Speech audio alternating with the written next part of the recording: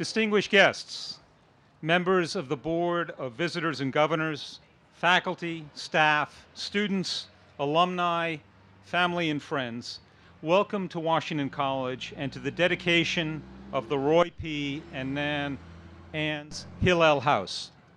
We are especially pleased to welcome Roy and Nan, the members of the Washington College Hillel organization, Wayne Firestone, president of the Hillel Foundation for Jewish Campus Life, members of both the Chestertown and Easton Havurah communities, and the many donors who made this dedication possible.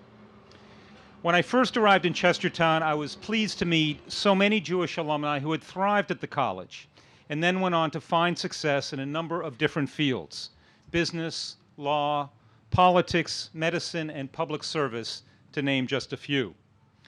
Washington College has long had some of the most interesting, accomplished, and passionate alumni in the country. What Washington College has not had is a place for our students to come together and celebrate their Jewish heritage, until now. We are delighted that this project, a dream for many alumni for many years, has now been realized. The Roy P. and Nan Ann's Hillel House did not happen by accident. It has been a true labor of love between the college and many dedicated people. I want to offer special thanks for the work of Ryan and Ruth Kelty.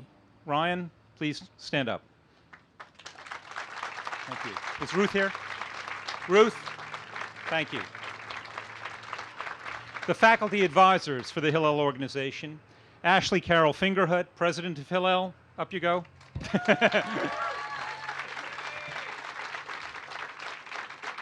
For their tireless efforts throughout the planning and execution stages of this project.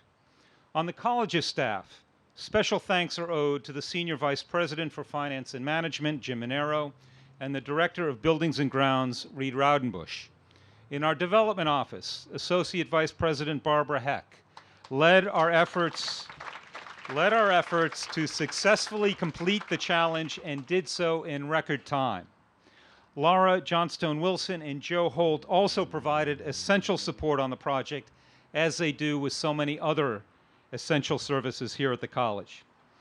But the man who willed this building into existence is Roy Ann's, Washington College class of 1963 and a former member of the Board of Visitors and Governors at the college. I'd like to acknowledge Roy for his leadership in the early development of this project. Earlier than any of you can imagine, because Roy started calling me even before I started as president of Washington College. Roy and his wife Nan made the lead gift for the Hillel House and then worked tirelessly to recruit a committee of alumni who were similarly committed to building a Center for Jewish Life on campus, a beautiful, inviting space where students can gather, study, and learn. I want to thank all of our donors and recognize in particular the members of the Hillel House Campaign Committee, Jonathan Bookbinder, Beth Kahn-Lehman, Peter Maller, and Mark Schulman, as well as the members of the Chestertown Havurah.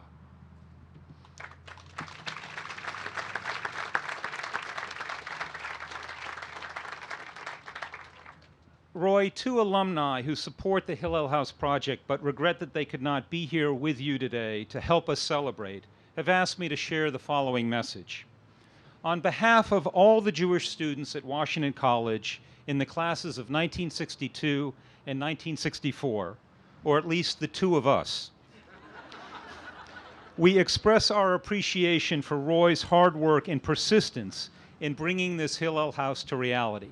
Gratefully, Warren Milberg and John Miller.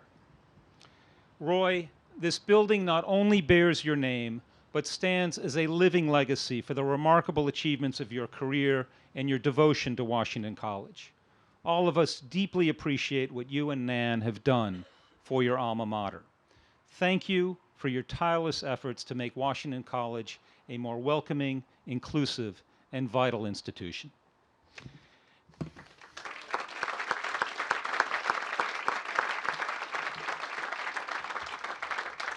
At this time, I'd like to invite Rabbi Peter Hyman of the Temple B'nai Israel in Easton to provide the invocation. Peter.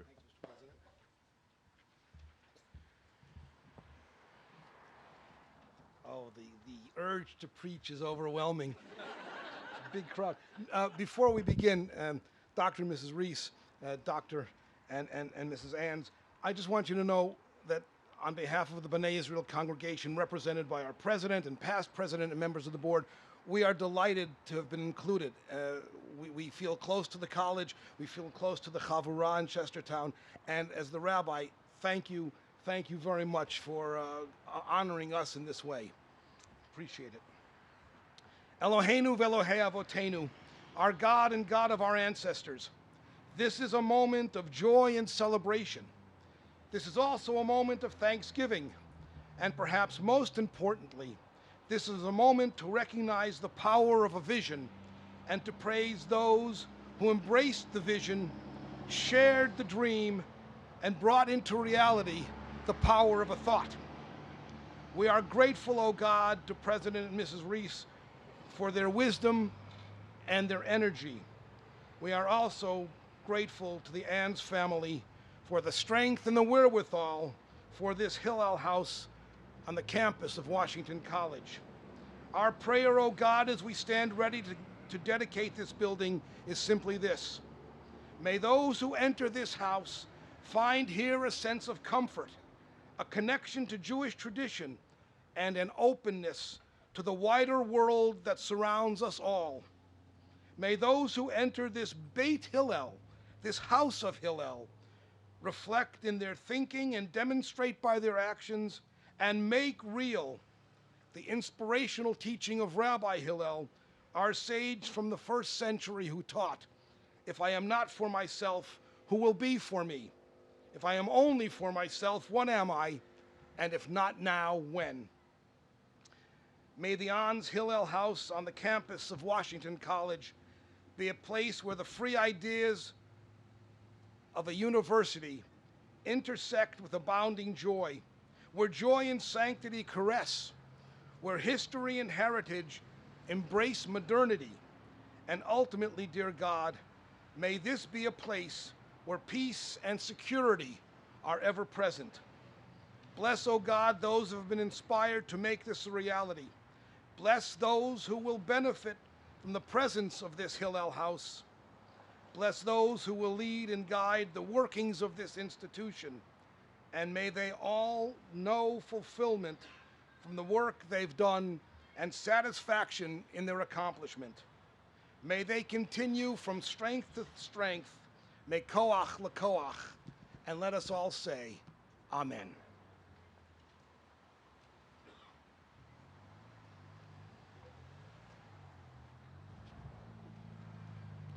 On behalf of Washington College Hillel, I'd like to welcome you guys here today to the inauguration of the house.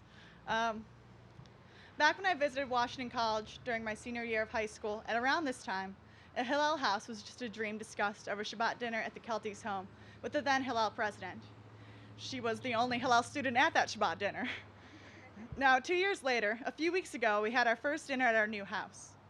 This time, with a menu and meal prepared by Hillel students who volunteered their Friday afternoons to hang out and cook in order to prepare a rather delicious meal for themselves and 20 other Hillel members. That's quite the change in 2 years, and it would not have been so successful without the creation of this Hillel House.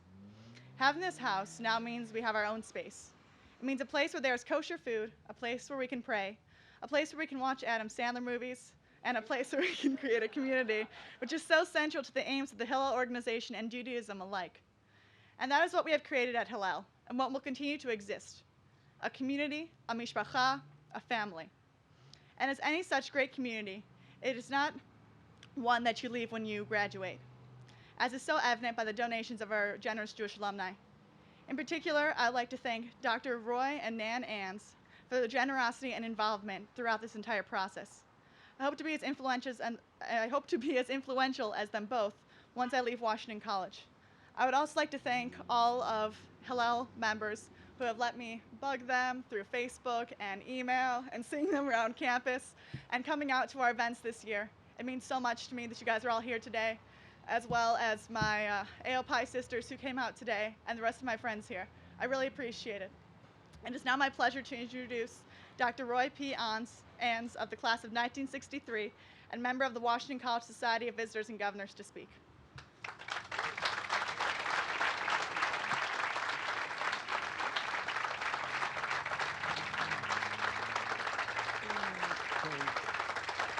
Thank you.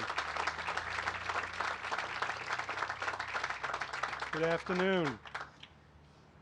In the early 60s, about 5 to 10% of us who enrolled at Washington College entered an unfamiliar world. For the first time, many of us encountered subtle and at times overt anti-Semitism. We discovered that although we were a presence, we were a small minority. Fortunately, we were able to share our concerns and voice our opinions. Contrast this with the token Afro-American enrollment at that same time. Only when the civil rights movement came to the Eastern Shore and activists came to Chestertown did they gain a voice. Our concerns, our backgrounds, and identities could be and were vigorously and openly discussed. Exposure to a diversity of cultures, ideas, and opinions was a powerful, positive learning experience. A liberal arts college thrives on such diversity. For the diversity to be a relevant learning experience in a society, however, each minority must be sufficiently represented. Enrollment at Washington College has dramatically increased over the past 50 years, but the proportion of Jewish students has failed to keep pace, until recently falling below a critical 2% level. Over the past 10 years, there's been an effort to develop and support initiatives that create a more welcome and comfortable academic and social environment to attract more Jewish students. There's been slow but steady progress. Now, thanks to many of you, Hillel House will ensure a relevant presence of Jewish students at Washington College. Hillel will also help its members establish their identities, helping them understand where they came from and how they can positively add to their present and future society. I thank the committee members, Peter Malla, Beth Lehman, Mark Schulman, Jonathan Bookbinder, the many alumni representing 7 decades of graduating classes, faculty, staff, and friends who have generously contributed to this effort. And finally, I personally remember those faculty members of the early 60s, outstanding teachers, motivators, and friends. They started me on my path to a successful career. They're responsible for my desire and ability to give back. Thank you.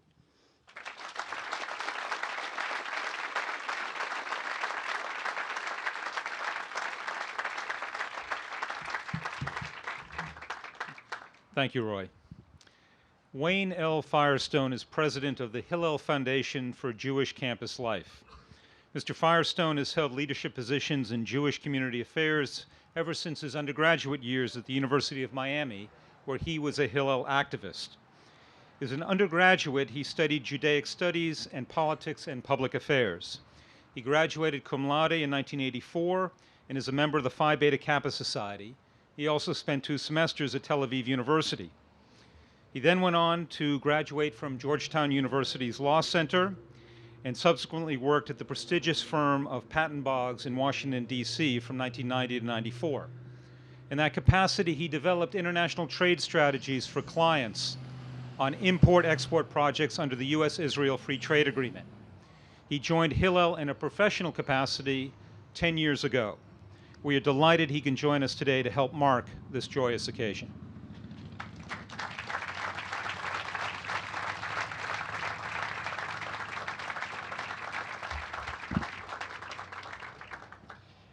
I am thrilled and delighted to be here to celebrate the opening of the Hillel House facility here at Washington College. I've been greeted with such warmth and welcoming, and I know that that is what will be reflected in the building, in our facility, and in the program going forward for the students.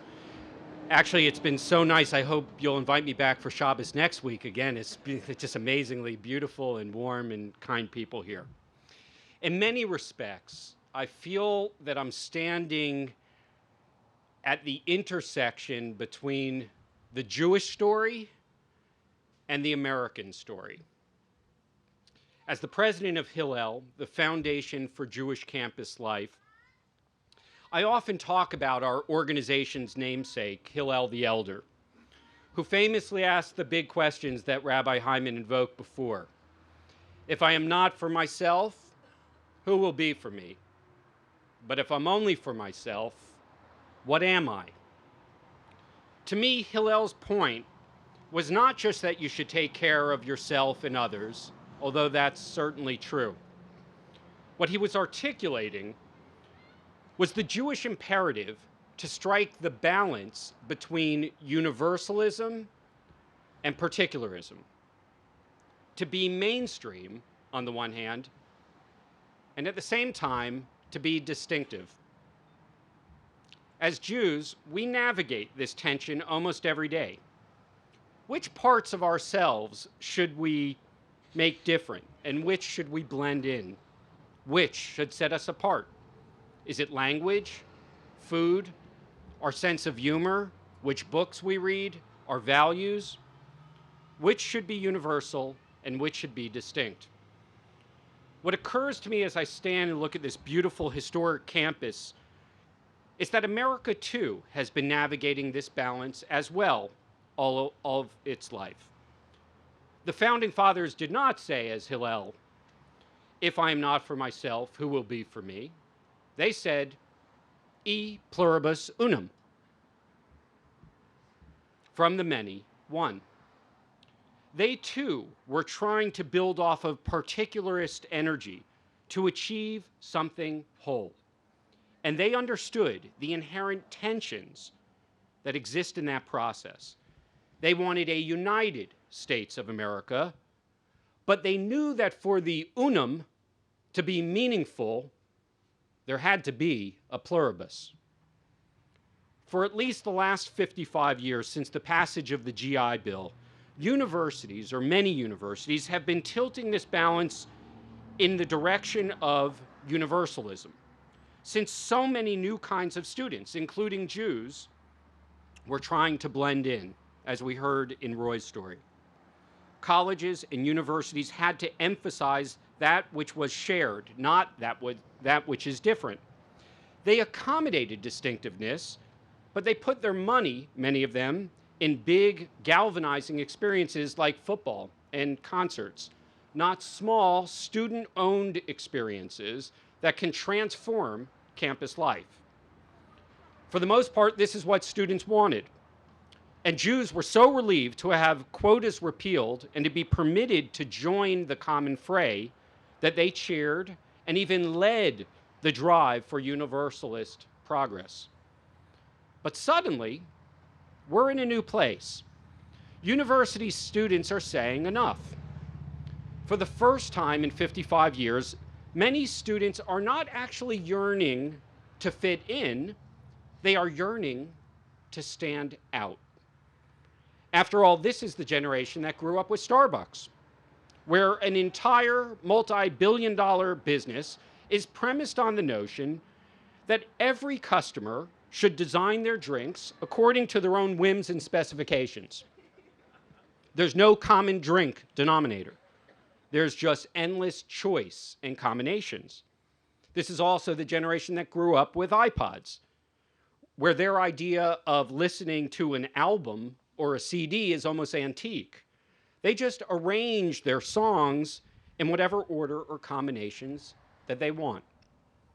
Now, when my parents were in college, a young Jewish entrepreneur named Ruth Handler designed the Barbie doll, which turned out to be sort of a one-size-fits-all depiction of mainstream beauty. But my three girls, they grew up with American Girl dolls. Not only not one size fits all, but each one customized to look like their owners. Somewhere in my iPhone, I have a picture of my daughter with Rebecca, so if you know what I'm talking about. This generation is already sure that it fits in.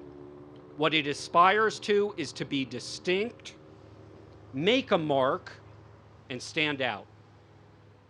And this is true among the Jewish students. Hillel commissioned the first of two of their kind surveys of American Jewish college students in 2005 and 2012. We just got the data back in March from the latest survey. And here's what we learned. Barely 1 in 10 Jewish undergrads would say today that they often don't fit in, because they are Jewish. A full majority of Jewish undergrads say that they never or rarely feel such marginalization. In fact, the whole experience of Jewishness is flipped upside down. Now, being Jewish is a badge of honor. 85% of Jewish undergraduates say that they like people to know that they're Jewish. And 7 in 10 say that being Jewish makes them feel special. Nearly 1 in 3 Jewish students say that given a choice between fitting in and feeling different, they prefer to feel different. As a result, here at Washington College and elsewhere around the country and around the world in the 500 locations that Hillel operates, Hillel is not your father's Hillel. In the old days, Hillel houses were safe havens, refuges, where Jewish students could take a break from the universalist mainstream and be their particularist selves. But today, Hillel's mandate is essentially the opposite. Now we go out into the mainstream where Jewish students are very comfortable and show them ways to explore what sets them apart. And I had the great opportunity to sit with some of the students earlier and hear about some of their programming and a program that they have called Challah, where they actually come together and cook and experience their heritage together in a fun and interesting way. And it reminded me of a story of a student who I met who also had a passion for challah, and at least baking challah. Her name's Ellie. She's a student at Claremont College in California. I had the privilege of spending time with her on a student trip in Israel. And she came back very inspired to really want to think about how her activism could now be expressed on campus. And she was very interested in human rights, and in particular, the issue of the genocide in Darfur. So she came back from the trip. She gathered together a bunch of her friends, both Jewish and non-Jewish, and she said, I want you to come over in the afternoon over to Hillel and bake challah together. And while they were baking and talking, they talked about the issues of hunger and how challah represented something, bread, that we had and had to be grateful for, and how other people didn't have it. And she used it as an educational device to both explain the challenges of refugees from Darfur, as well as, frankly, hungry people in their own community just blocks away from the university. It turned out that the students applied the same methodology that Starbucks did. They started customizing their chalot. They had chocolate chip chalot. They had blueberry chalot. They had garlic challah. They had challah with so many spices in, I couldn't even begin to explain to you whether it sounded good or not, but apparently to the students it did. It spread virally. And students understood that when they bought a challah, they were purchasing something that was created by the students themselves from their love and their passion, and that the proceeds would then be donated to the cause, which was a just cause, as well as to a local cause. They began the process actually of philanthropic allocation, domestic and overseas. Really quite remarkable. And then the story began to spread virally among the Hillel network, and now on over 100 universities and communities around the country, the program is known as Challah for Hunger, birthed from a passion of a student with a story coming back from a trip from Israel. Ellie's story reminds us of the role that Hillel now plays for this generation of Jewish students and their friends. Our educators and leaders want to encourage our students to ask big questions during their college about themselves and about their world. This connects to one more of Hillel's big questions.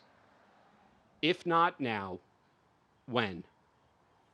It is part of higher education and the university experience to support individual understanding and identity, because through this, students can begin to understand how they will change the world. Indeed, college is the ideal time and place for young adults to explore and commit to their particularist power.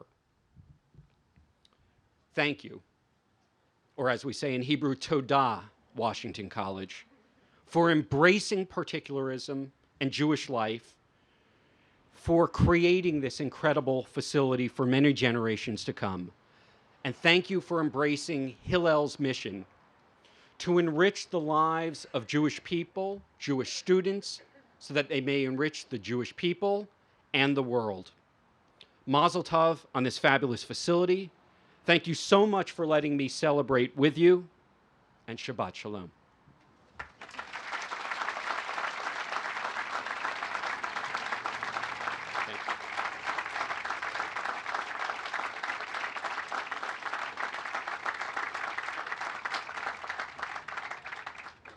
I really do want to come back again. It's now my privilege to introduce Jeanne Dubrow, an assistant professor of creative writing and English and interim director of the Rose O'Neill Literary House.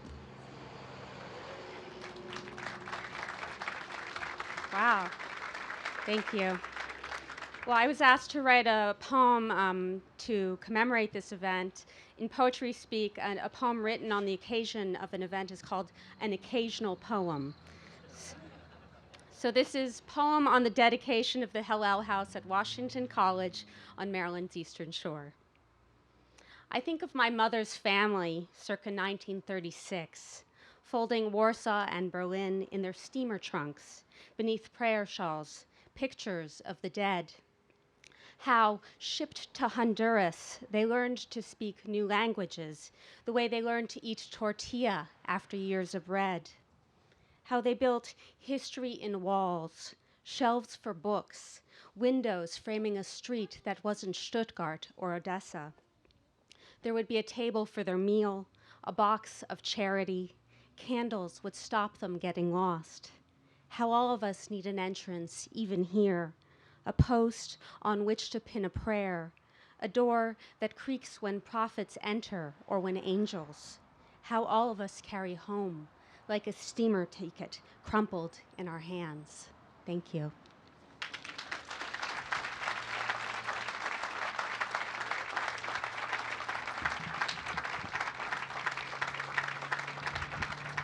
Thank you very much, Jean.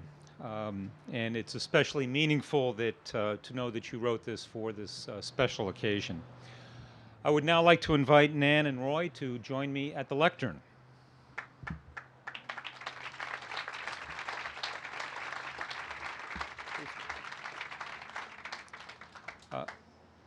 Mike Kaler printed Jean's poem at the Literary House Press. In appreciation for all you've done, I'd like to present you with a signed copy of her poem as a remembrance of this occasion. We can ship it home for you. Thank you very much.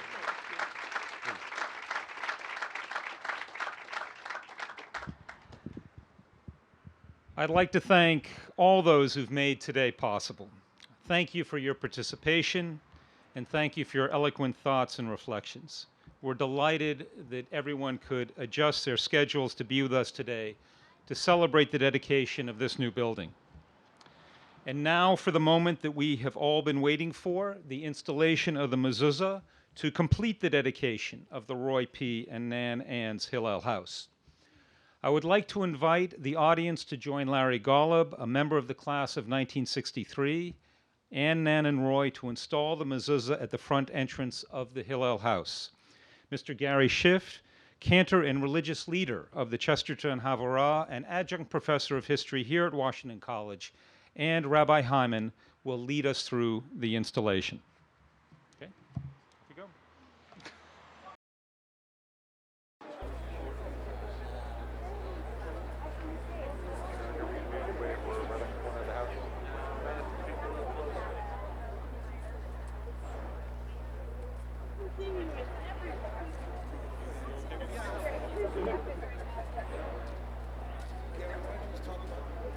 I'm going to ask Cantor Schiff to talk about briefly what the meaning of the mezuzah is, and then we'll put the mezuzah up, and then we'll eat. Okay. Good afternoon, and I'd like to add a welcome on behalf of the Chestertown Jewish community to you all. For centuries, many centuries, it has been a custom of us Jews to affix a mezuzah to the doorposts of our homes and of our institutions. Even today, you can still find them on doorposts in places like medieval Spain or Germany, where Jews haven't lived for hundreds of years, but their traces are still there. Although, according to this morning's internet news, a woman in Connecticut has to file suit against her condo board in order to affix one to her door. So things never change.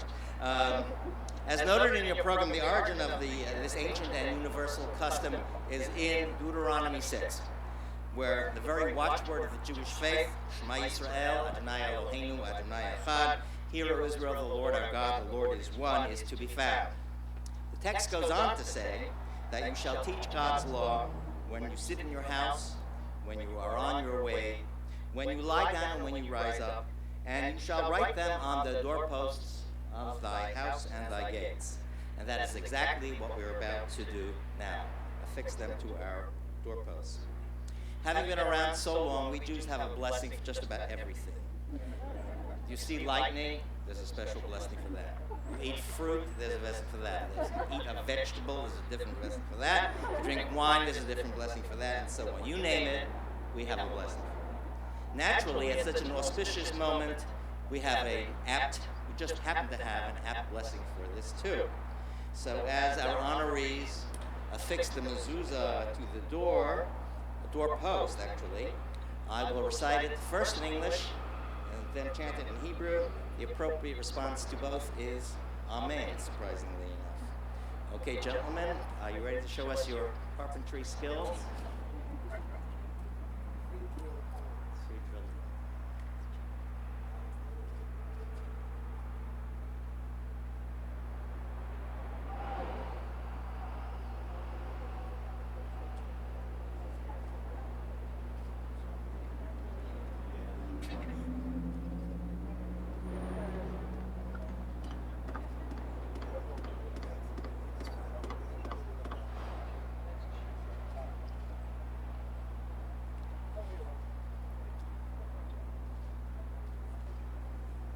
While they're doing that Home Depot thing, I'm going to read the blessing so we won't be here all evening. Blessed are you, O God, King of the universe, who has sanctified us with his commandments and ordained that we fix a mezuzah. Baruch atah Adonai Eloheinu melech haolam, asher kitshanu b'mitzvotav v'tzivanu likboa mezuzah.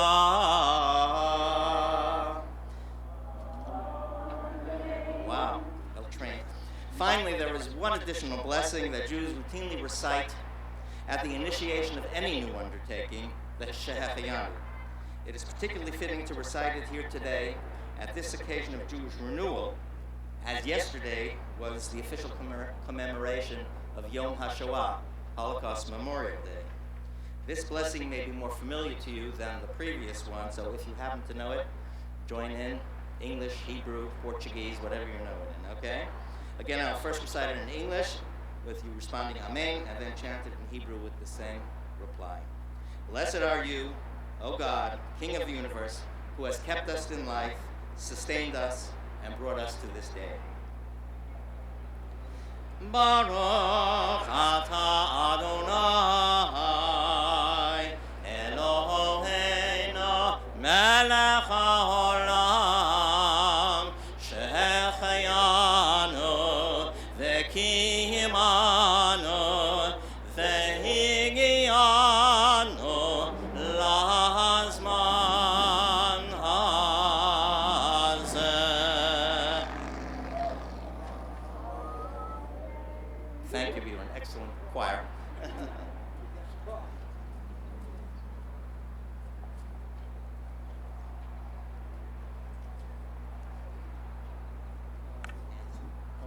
Okay. Could the members of the platform party and the members of the Hillel House committee join me for a quick photo before we all enter the house? So if they could please just come up here quickly for a photo. You're in the center. Where's Peter and Jonathan? Step forward. We can step.